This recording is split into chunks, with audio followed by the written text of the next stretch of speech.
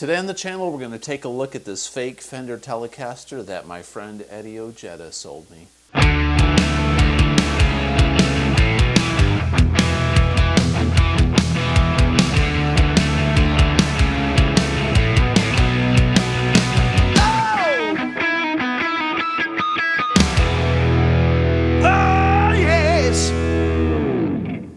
Hey everybody, welcome back to the channel. Today we're going to take a look at this fake Fender Telecaster that my good friend Eddie Ojeda sold to me.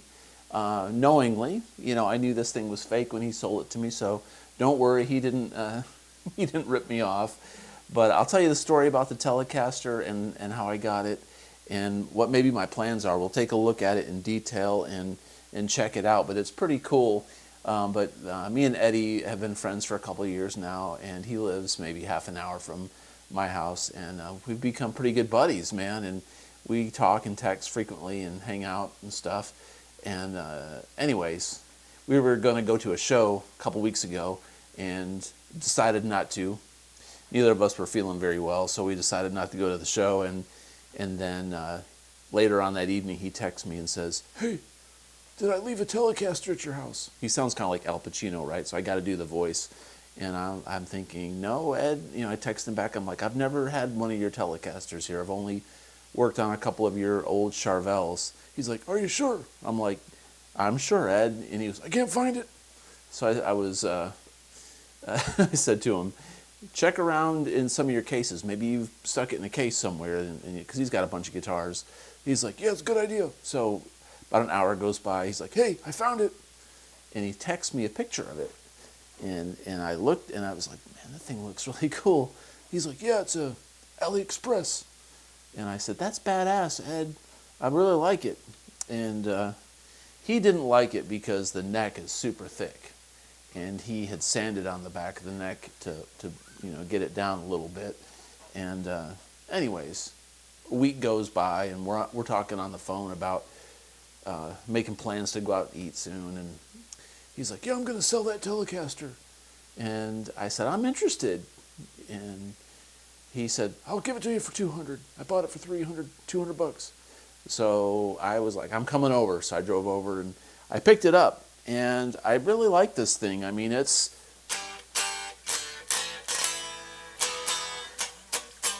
very loud and very resonant. The pickups are slightly microphonic. You can tap on this stuff, and you can pretty much hear everything. So I'm thinking they're pretty microphonic. But Eddie's a Keith Richards fan, and this is reminiscent, I would say, of the '72 Telecaster that Keith plays. Obviously, it's relic, and it's not exactly true to spec for Fenders. It's got this, this carved cut like a Strat would have, and it's got the comfort cut on the back for the belly cut. But everything on here says Fender. The neck plate. I'll get some close-ups of this thing. The ashtray bridge says Fender on it. Headstock says Fender on it, but it does have a Made in China sticker on the back. So yeah, I'm pretty happy. I've had this thing now for about 5 days, and it plays good. It's set up nice. There's a couple issues. The string tree up here needs to be brought in a little bit closer. There's kind of a sitar buzz on the B string, and if you hold this down and play it, the sitar type buzz goes away, so it's not setting really firmly in the nut of the guitar. So I know a truss rod adjustment may fix some of that, but mostly I think it's this string tree position. So let's take a look at this thing in more detail and get some close-ups of it, okay? Cool. Let's do it. Okay, we've got it on the bench. Let's take a look at the body close-up here. Sorry for the jerky camera.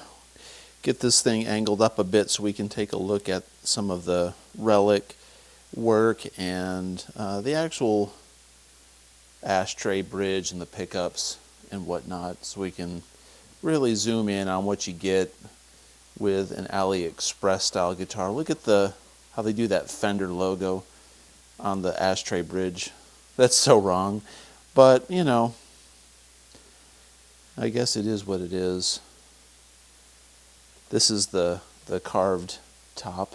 You can sort of pick it up on camera that it's got a little bit of a comfort style cut there.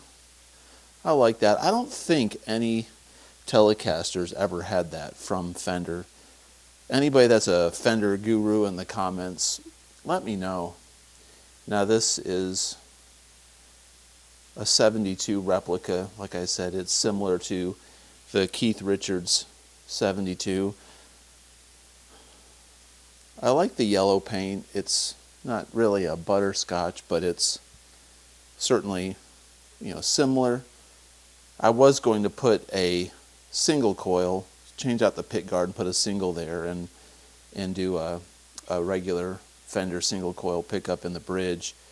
But since, you know, it's, you know, I'm sure Eddie bought this is because of Keith Richards and just to have fun. You know, he likes to have fun with parts guitars and stuff too. So I kind of want to keep it like this now that I've gotten used to the way that it looks and the way that it sounds. What do you think though? Should I make it like a regular Telecaster? The back of it looks like this. Let me get this turned around a little bit. So here's the relicing on the back. You know, as far as relic jobs are concerned, it's not the worst. It's not the best I've seen, clearly, but I mean, it's a good relic job. I thought about sanding it down and just painting it butterscotch and doing a bunch of fun stuff with it. Now the back of this plate here, it's got the Fender logo on it. Now as you can see what Ed did to the neck, Ed sanded the back of the neck down. He was trying to make it a little bit thinner profile, but it's still very thick. But it feels nice. He did a good job. Now on the back of the headstock, we've got the Made in China decal. And it's got these vintage style tuners. Now the tuners on this thing, if we look at the headstock, the tuners are not the vintage style tuners. I may wind up replacing these, but let's take a look at these. This is the headstock and the Fender logo that came on it. Not sure why they put Esquire on it. Now one thing I don't like, it's got the vintage style truss rod adjustment that's in the heel of the neck. I can't stand that, but it's true to form for this style guitar, so that's appropriate. The fretboard, there is no fret sprout at all on this neck. Zero. I don't know if Eddie did that or if it came from the factory. It feels like it's from the factory. The shoulders on this neck are rounded, excellent. There is some relicing somewhere you can see on the neck, and that looks really good too. So this neck feels phenomenal. The guitar sounds good. I'm just concerned it's a little microphonic. I'll plug this thing into my, I've got my, I'll show you what I've got over here. Sorry for the shaky camera if it moves around a little bit, but over here I've got this little Vox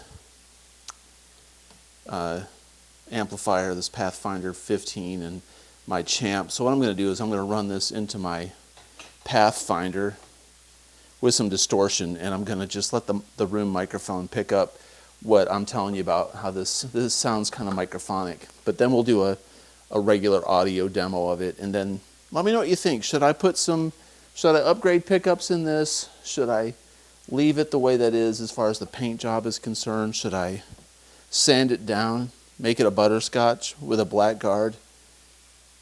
Should I just make it one single coil, do two singles, or just keep this configuration with better pickups? Okay, let me plug it in and we'll see if I can demonstrate the way it sounds a little microphonic. Cool. Okay, I've got the Vox Pathfinder with some pretty heavy gain on it just behind the camera. And check this out. So we're on the neck pickup, all right? So we're getting a little bit of a buzz due to the fact that I've got lights running and probably ground issues, but okay, so definitely something going on there. You can hear the buzzing, right? All right. That's the string noise. Nothing there. All right, now check this out. All right, so now listen to this.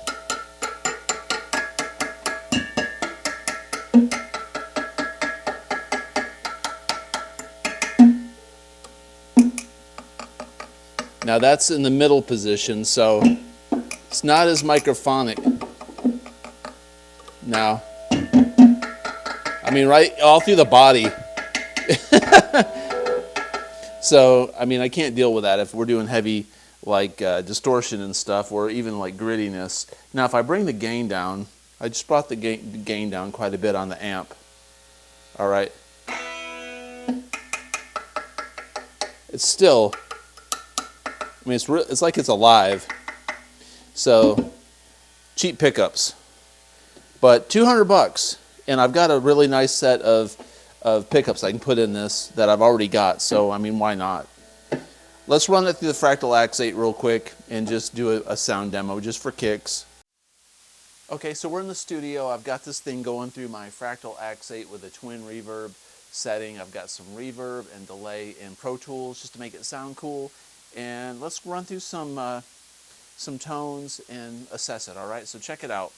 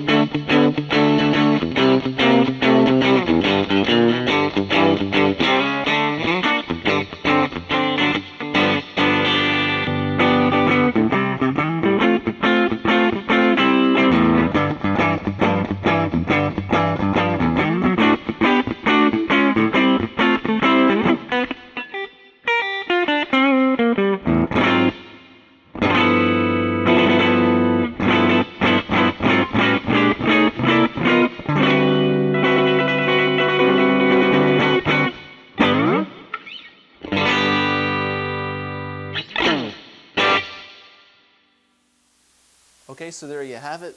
What do you think? Should I replace the pickups in this thing? I think the answer is fairly obvious. I kind of want to, since I've got some really nice pickups, and I'm digging the vibe of this guitar. It plays and feels cool and it looks nice.